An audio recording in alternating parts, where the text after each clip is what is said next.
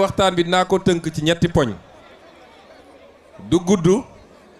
waaye dañoo bëgg mu am njëriñ bi ci njëkk mooy dinañu waxtaan ci pôle bi nga xam ne mooy pôlu Ndakaaru ñaareel bi mooy dinañu waxtaane tuuti ci wàllu politique ci offre programmatique yoo xam ne mu nga jóge feneen te ñu jàpp ni baaxul ci réew mi ñetteel bi mooy dinañu wax nag ci mujjantelu campagne bi mooy li ci des su may wax pôle Ndakaaru nag daf may permettre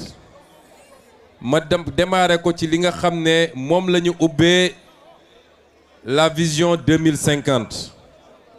mooy un développement territorial déséquilibré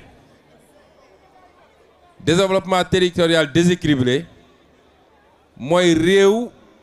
il faut ñu xam ni ñi ne ci réew mi yépp ñoo tolloo ci réew mi ils ont les mêmes droits les mêmes obligations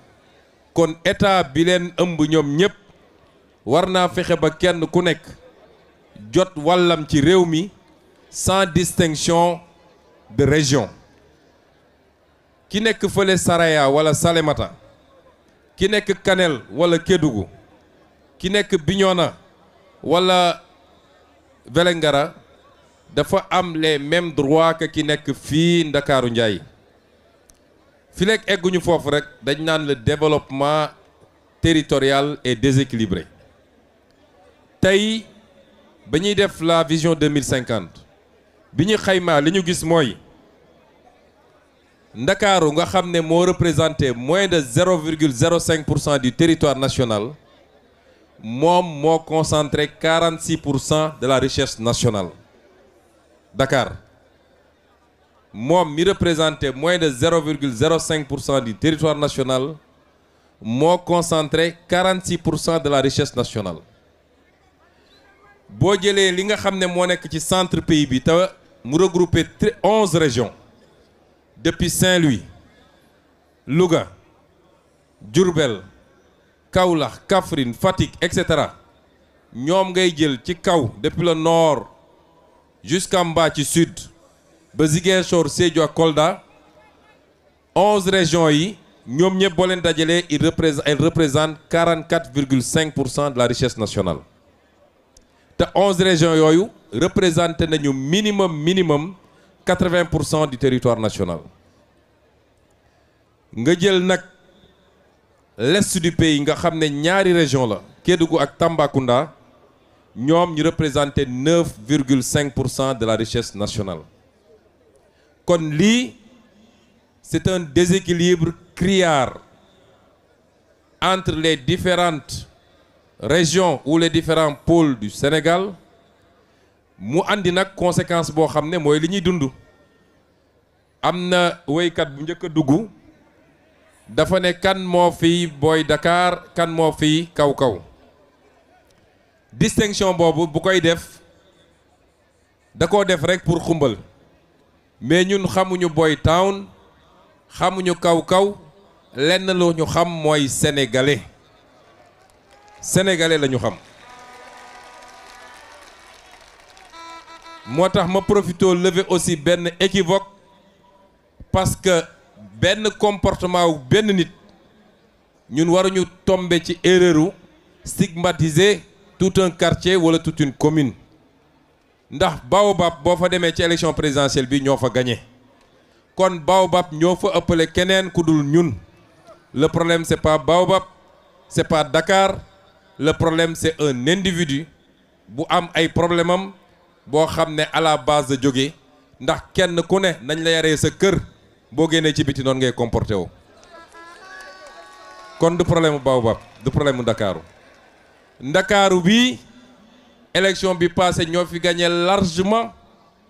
te élection bi ñu jëm ce sera plus profond encore incha allah kon kuy woote borom Ndakaaru te munoo gagné dara ci Ndakaaru mooy mag buy nax boppam et bu ñu tombé mukk dans ce piège mais déséquilibre boobu am entre les différentes zones du Sénégal moo tax lu bëri ci ñun ñii à commencer par man on s'est retrouvé à Dakar alors que bu ñu amoon le minimum fa ñu dëkk peut-être ñu bëri ñu nekk fii diggante Guédiawaye Pikine Kër Massar Rufisque Dakar ils ne seraient pas là, ils seraient chez eux. moo tax ñu ne il faut rectifier et corriger ce déséquilibre territorial. Dans la vision 2050 gannaaw bu ñu développer li ñu bëgg a développer ba pare l'équilibre sera 46% ñi am Dakar dañ koy wàññi ba mu ñëw 29%. boo ñëwee pôle centre boobu ma tuddoon nga xam ne 44% la war nañ ko yóbbu ba 51%. waaye boo demee ci pôle est bi moom moo war a ñëw à 20%. lii boo ko defee suñu nee nag dañuy wàññi Dakar dañu bëgg nit ñi comprendre koom-koomu Sénégal de manière générale day yokku de manière substantielle dañ koy yokk mais ñu redistribuer ko ba yeneen pôles yi yeneen régions yi jot ci seen wàll loolu mooy permettre ñenn ñi nga xam ne tey ñi ngi ci Dakar et dans des conditions difficiles juróomi nit loué benn chambre xëy nekk ci mbedd mi di jaayantu pour am lu ñu yóbbu ñooñu su dee yaa ngi jóge woon Kaffrine wala Ziguinchor wala nga jóge Kaolack wala nga jóge fu mu munti doon bu dee def nañ li ñu war a def foofu ci pôle bi te pôle yooyu yëpp bi ma fa jaaree expliqué naa lañ fa war a def à partir du potentiel qu'il y a dans ce pôle ils préféreront repartir fa ñu dëkk am fa seen sutura loolu mooy permettre Dakar noyyi Dakar aéré balaa nga naan maa ngi sonal sa bopp di def de nouveaux pôles urbains à l'intérieur de Cap-Vert nga créer les conditions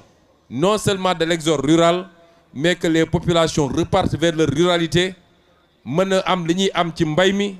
am ko ci càmm gi am ko ci industrie yi ñuy tabax foofu am ko ci mines yi ñuy développer foofu loolu mooy suñu vision économique.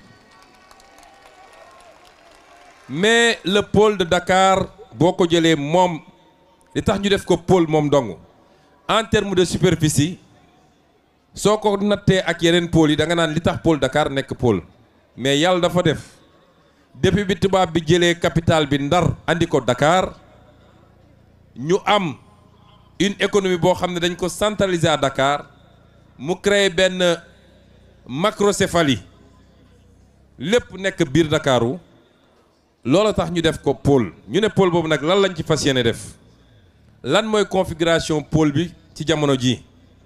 Le pôle de Dakar en termes de population fait 4,1 millions habitants. À l'horizon 2050 war naa nekk 6,1 millions habitants. Donc une progression substantielle. Le pôle de Dakar boo jëlee le PIB par habitant moom moo ëppale actuellement ci Sénégal yëpp parce que c'est 1,8 million francs par habitant. looloo tax nag ñëpp jóge ci biti parce que yeneen pôles yi ay 400 000 francs nga fay fekk ñi ci gën a bëri les 600 000 francs y'a que le pôle est muy Kédougou ak Tamba moo egg 1 million rond mais 1 million boobu mooy 1 million sur le papier parce que or bi fa am ba tax ñu egg foofu xam ngeen ne or bi Sénégal gisu ci dara kon théoriquement c'est 1 million mais population Tambacounda population Kédougou boo leen doon seet ñoo gën a ndóol ci Sénégal ndax gisuñu xaalis bi nga xam ne moo jóge ci or bi moo jóge ci yeneen yi ñuy exploité foofu marbre bi mi ngi foofu ñu koy exploité ak yeneen ñu ne à l'horizon 2050 pôle bi dafa war a atteindre 10 millions par habitant en termes de PIB rapporté à l'habitant ñu ne lan mooy taux d'emploi bi ñi fi nekk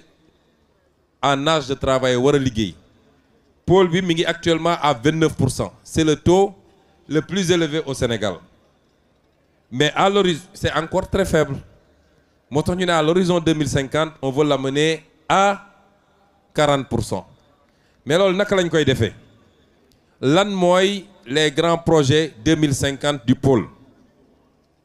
ma commencé ko par li nga xam ne mooy la culture ndax ñu bëri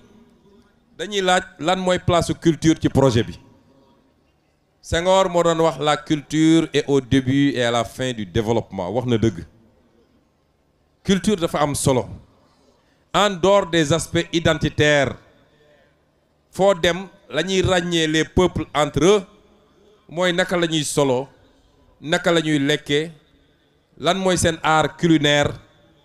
tey nee nañu ceebu jën def nañ ko patrimoine universel mais ñu identifier ko au Sénégal naka la ñuy feccee naka la ñuy tëggee loolu mooy le premier identifiant d'un peuple te ci biir peuple boo gis day am ay spécificité ndax nañuy feccee en Casamance bokkul ak ni ñuy feccee Fuuta boo demee Fuuta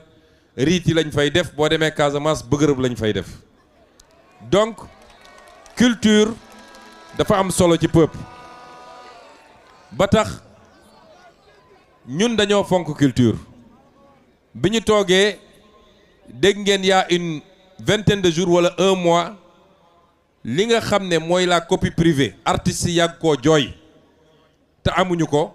y a à peu près 25 jours jàllale lañu en conseil des ministres le décret bi nga xam ne depuis des années ou des décennies artistes yaa ngi doon daw ci gannaaw loolu dégg ngeen ñu ne Pastef fay na les droits d'auteur li muy utiliser ci campagne bi ci ay son ñun rek pour le moment laa déggagum ci ay coalition wala ay parti yu ko fay kon ñun culture xam nañu lan mooy valeur am te bëgg nañu nitu culture di dundee culture moo tax ci pôle Ndakaaru damay commencer par le hub culturel Dakar est déjà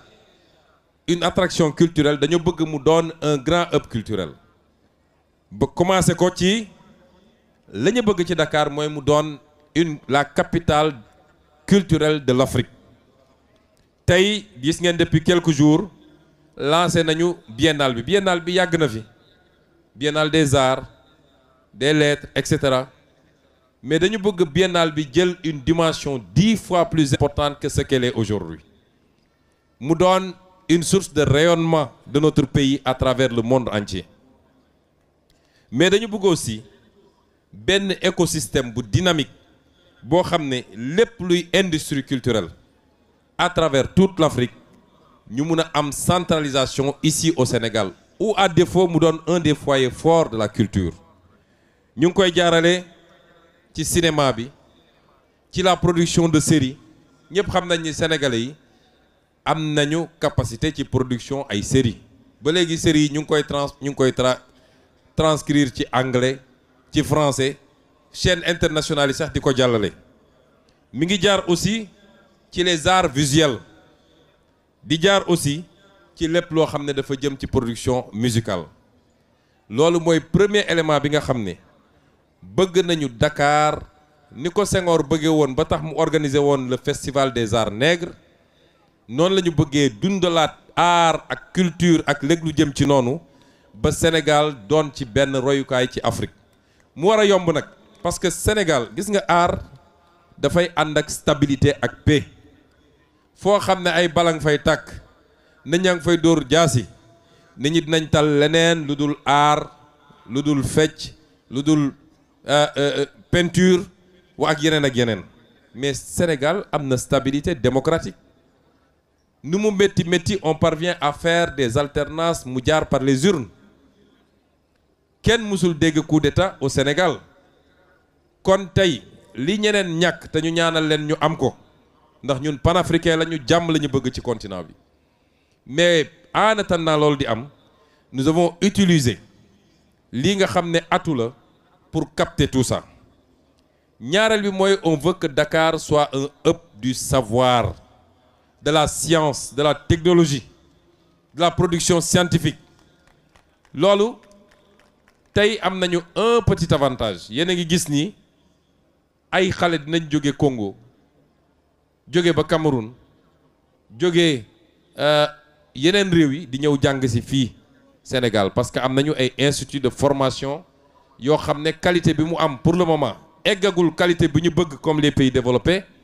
mais raw na lu bëri ci pays yi nga xam ne rawatina ñi nga xam ne ñoo bokk langue bi ñuy gën a utiliser muy la langue française ñu bëgg donc ce hub du savoir par la promotion d'écoles de renommée ñu gën koo travailler bëgg nañu mu doon un hub des métiers du savoir également par le conseil et l'ingénierie. Sénégal am nañu ay borom xam-xam réew yu bari bu ñu bëggee def ay consultation ay Sénégalais lañu jël ci suñu cabinet d'expertise yi expertise comptable expertise financière expertise fiscale lépp am na fi amuñu dara loo xam ne war nañ ko nawee yeneen réew yi ñu bari études yi ñu bëgg a def dañuy ñëw jël ci les compétences sénégalaises loolu nag waruñu nelaw ba avantage boobu ñu perte ko. Pour cela il faut que tous ces métiers de conseil d'ingénierie les métiers judiciaires les métiers de la finance de la comptabilité les métiers qui tournent autour des hydrocarbures ndax am nañu tey pétrole am nañu gaz ak lépp lu jëm ci mine on doit produire des spécialistes dans tous ces métiers les meilleurs experts de l'Afrique mu jëriñ ñu d'abord suñu réew mais ñu mun koo exporter comme savoir-faire parce que gis ngeen le savoir immatériel mooy xam-xam boo xam ne du loo mën a téye nous sommes dans cette économie là yéen a ngi dégg ñu naan l'économie du numérique tey boo jëlee li ñuy tuddee les majors en matière d'hydrocarbures da ngeen di dégg ñu ne BP da ngeen dégg ñu ne Total da ngeen dégg ñu ne Shell ainsi de suite gis ngeen ñooñu ñëpp boo leen dajale seen chiffre d'affaires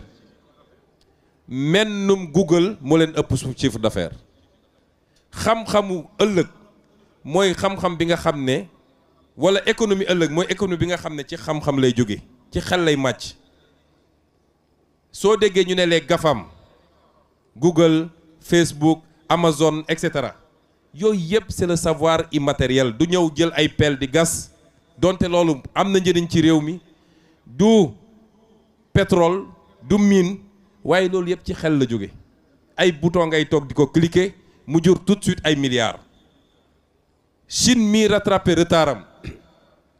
ba tey c'est le seul pays boo xam ne maîtriser na la technologie du 5G tubaab bi di bëgg a rey seen bopp loolu la anglais di wax leapfrogging mooy da ngay ñëw amoon retard di liggéey di ko rattraper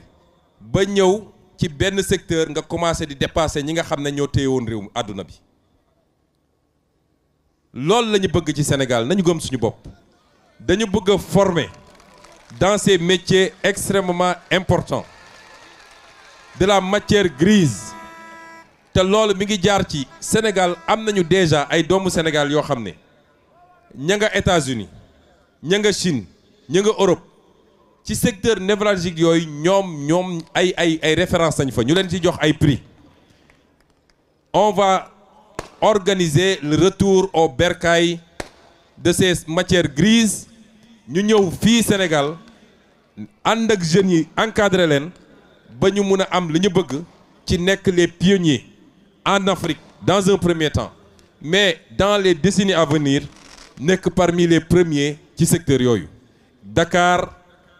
moo war a nekk le centre le foyer de cette économie immatérielle Dakar war na nekk un hub touristique nekk na ko ba noppi mais dañ ko bëgg a renforcer peut-être am na ay zones du Sénégal qui ont une capacité plus importante en matière touristique mais Dakar a été la capitale de l'AOF Gorée mi ngi fii à côté ñu war a continuer di def promotion parce que c'est l'histoire du peuple noir des périodes les plus délicates et les plus difficiles de ce peuple noir moo tax le devoir mémoriel bu leen kenn nax quand Ousmane Sonko parle de devoir mémoriel wax ko parce que dafa contre France wala keneen waaye il faut que suñuy doom xam ce qui s'est passé parce qu'un peuple qui oublie son histoire est un peuple qui tôt ou tard va subir à nouveau la domination li tax ma ne tey fii biir Ndakaaru waratuñu am tali bu tudd général de Gaulle wala maréchal Foch wala xawma lii wala lii wala lii loolu dafa war a jeex Sénégal devoir mémoriel pourquoi on a insisté pour que Thiaroye 44 ñu célébrer ko cette année comme on l'a jamais célébré pour que l'histoire de la colonisation une domination sauvage avec des exécutions un pillage de notre continent que nit ñi xam ko loolu la tubaab bi bañ a dégg waaye dinañ ko dégg dinañ ko dégg de tey boo demee Europe boo waxee lu jëm ci Europe boo fa nekkee ku tudd sax lu jëm ci la juif yi dajoon wax ni ah affaire bi doy na waar ñu ne la négationniste nga andil la ay problème yu dul jeex ba pare nee nañu ñoom li ñu def ñun kenn waru cee wax. On va restituer à nos ancêtres leur dignité leur fierté parce que nag ëppoon nañ leen doole waaye nitu fulla la ñu woon nitu jom la ñu woon te xeex nañu lu ñu mënoon a xeex. Et donc il faut que ce pôle touristique et ce devoir mémoriel boo demee Chine xale bu am 8 ans en Chine boo ko ne lan mooy sa histoire da lay commencer huit millénaires avant ne la ñun ba ñuy tabax muraille de Chine les Européens ne connaissaient pas encore la bougie moo tax ñoom ñu gëm ni dañu war a démouner waat le monde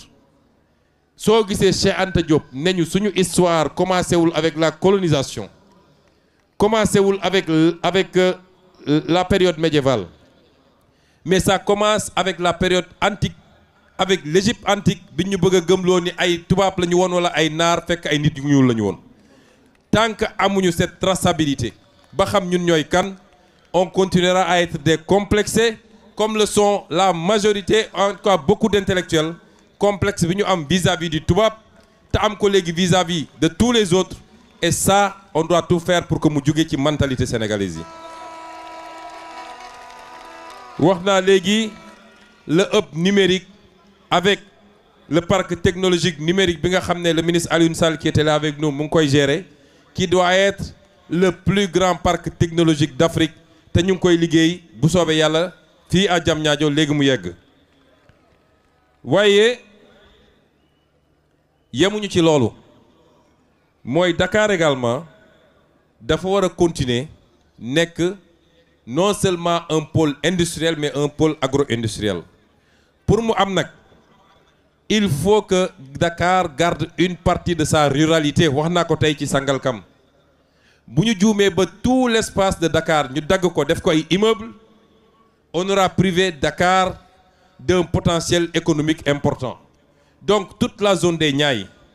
commencé ko fii Technopole mu jëm ba Gorom il faut que ça garde sa ruralité pour que ñu continuer di fa def maraîchage di fa def pisciculture di fa def yeneen ak yeneen di fa def loo xam ne mun na alimenter le secteur industriel ici à Dakar c'est extrêmement important moo tax la spéculation foncière ak ñi ñu dem daggal leen suufu Dakaaru gi wax naa ko tey Sangalkam nee nañu dañuy def pôle urbain mais sooy def pôle urbain c'est pour créer une capacité bu mun a désengorger Dakar tuuti mais pôle urbain boo xam ne bi ñu laajee liste yi muy dagg Xolpa Diamniadio boo ci laaj ñu ne la ñi mooy la liste des attributaires président de la République 50 hectares ministre sangam 25 hectares ministre sangam 15 hectares gouverneur tant d'hectares loolu mooy pôle urbain moo tax lépp nag annulé nañu lépp récupérer nañ ko parce que duñu nangu alalu réew mi ñu koy séddoo dans ces conditions là. kon Dakar a une grande capacité lim naa ci lu bëri munoon naa kon ne di ci wax ba fajar mais li ñu bëgg a xam rek mooy amaana li ñu war a def Dakar def ko à l'intérieur du pays buñ ko defee am na ñoo xam ne tey ñi ngi fii Ndakaaru ils vont faire mouvement vers l'intérieur du pays parce que la ñu bëgg a def Matam avec le phosphate li nga bëgg a def pôle centre avec l'agriculture li ñu bëgg a def pôle est avec pôle sud-est du moins avec l'or ak yeneen yi li ñu bëgg a def pôle centre avec ëpp yi ñu bëgg a def ci hydrocarbures ak yeneen ak yeneen les populations vont se déplacer ñu gën a mën a defar dëkk bi am une capitale qui répond aux normes de toutes les capitales mais pas une capitale boo xam ne ñetti oto bu ci dawee embouteillage am lii mooy programme bi pour Dakar am na yeneen yoo xam ne bëgguma ko développer parce que on sera là jusqu'à 3 heures du matin mais deuxième point bi ma bëggoon aborder ak yéen jeunesse du Sénégal particulièrement deuxième point bi ma bëgg a aborder ak yéen mooy li jëm ci nationalisme. dafa am idéologie bu ñuy tuddee nationalisme. réew moo buñ ko mus a développé ba sori la may yàq ci réew moomu mooy ëpp li muy defar ci réew moomu. Nous ne sommes pas des nationalistes, nous sommes des patriotes.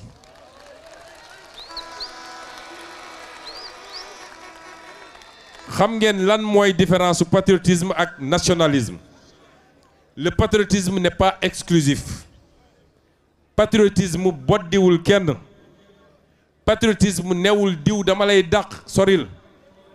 Patriotisme dafa ne sama bopp la gënal tekkiwul ni dama laa bañ. ñaar yooyu bokkul. réewu Sénégal jeunes yi laay waxal réewu Sénégal réew bu ubbeeku la réewu teranga la réewu tolérance la waaye du réewu ostracisme du réewu boo xam ne da ngay joxoñ l'autre indexé ko ne moom mooy la source de tous tes problèmes te tegoo ko ci xam-xam. ma wax leen lu gàtt ci mbir mi. ñiy wax naan suñu problème guinéen yi la waaye suñu problème libanais yi la bi ñu génnee ñun kaso sama première conférence de presse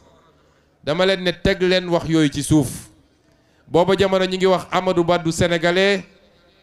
ab guinéen la man leen Amadou Ba sénégalais la juddoo fi yaroo fi jàngee fi liggéeyee fi exerce fi toutes les responsabilités sénégalais bu kàccoor la nag waaye sénégalais la. sénégalais bu kàccoor mooy Amadou Ba waaye ab sénégalais la moo tax affaire yooyu nañ ko bàyyi ñooñu di wax loolu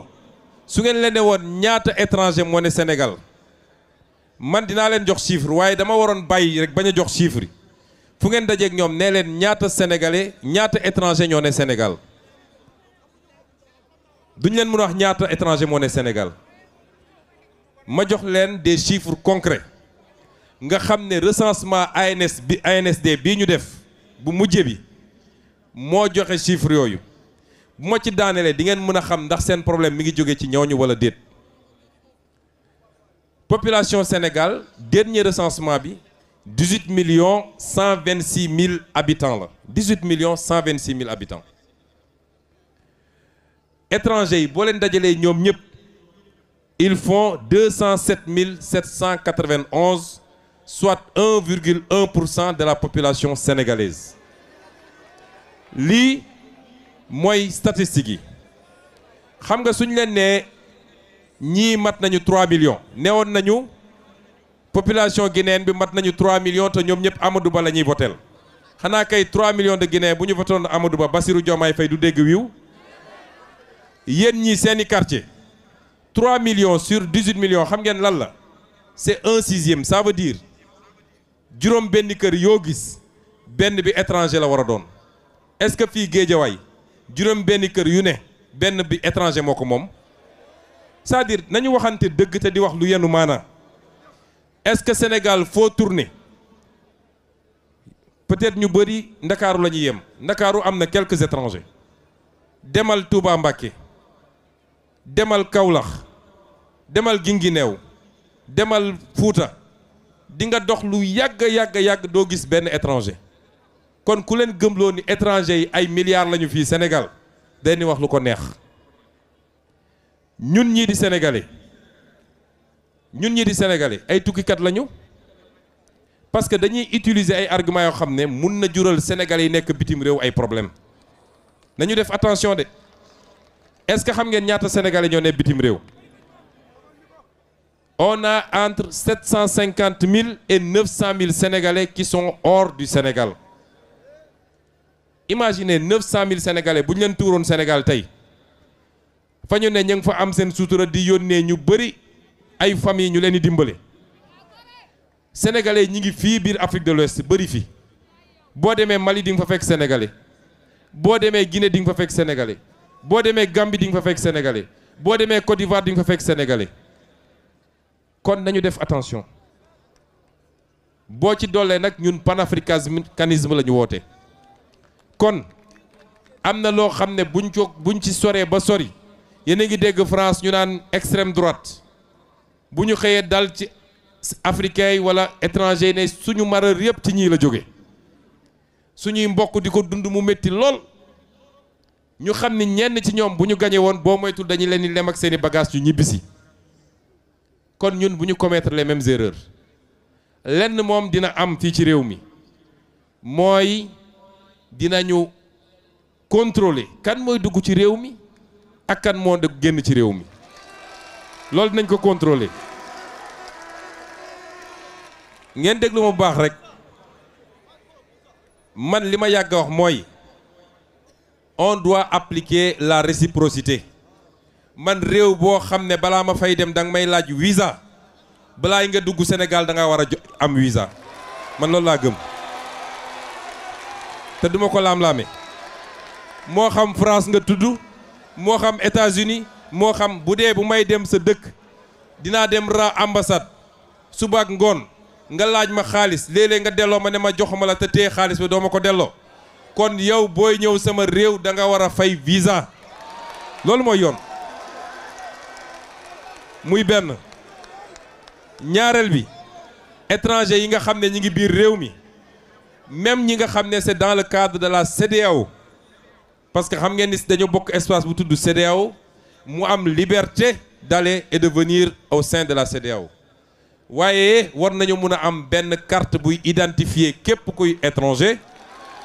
ba ñu xam ni kii étranger la ci biir réew mi loolu lu ñuy liggéey la Assemblée nationale ñetteel bi muy lu am solo mooy état civil bi man nekkoon naa maire jàpp naa ay nit ci état civil ñuy def lu dul noonu ma ne ñii dama leen di yóbbu tribunal mais état civil bi problème yi ñu ciy wax jeex na parce que am na programme boo xam ne ñi ngi ci dernière phase bi def nañ ci 19 milliards pour la numérisation de tout l'état civil ba nga xam ne dootul doon benn agent buy toog fii di génne ay papiers mais lépp dañ koy programmer sur ordinateur ba nga xam ne kenn mënatul jaay kayit kenn loolu dinañ ko liggéey mais bu loolu weesoo bu leen kenn monter contre une quelconque communauté notre problème ne vient pas de telle communauté ou telle autre communauté bu fi nekk ñenn ñi yàgg nañ fi ba ñi ngi seen 3e génération seeni doomaat ñoo fi nekk tey boo demee suñu équipe nationale di nga fa gis ñoo xam ne Diallo la ñu sant wala Ba seen baay wala seen maam moo fi ñëwoon te pourtant bis bu ne ñu tàccu leen parce que ñi ngi jouer football bu baax kon bu ñu dugg ci débat yooyu et li ci gën a garaaw mooy dina dem ba discours yooyu day dem ba da ngay xëy jékki-jékki rek ay jeunes ne ñun ñii ñooy suñu problème yenn ay bant ne ñu ngi dem songi ñooñu bu ñu mus a dugg ci loolu nous sommes un peuple civilisé un peuple ouvert sur le monde un peuple responsable un peuple voyageur et quand tu voyages ailleurs da nga war a mën a accepter ñeneen ñëw fii